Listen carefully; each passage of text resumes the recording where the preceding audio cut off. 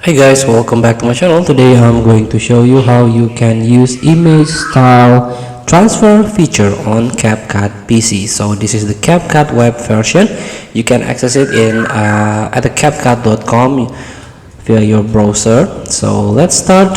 After you sign in, please sign in, and if you don't have account, please sign up. And here let's start by click on magic tools, scroll down and try to find for images. Here there is an image style transfer your image style in one click. So let's try and upload your image or your asset. And here there is a manga, Hong Kong cartoon and oil painting. Only three style here for now. Maybe in the future there will be an update. Let's try the manga first.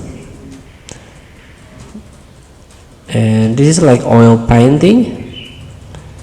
And this is the Hong Kong cartoon.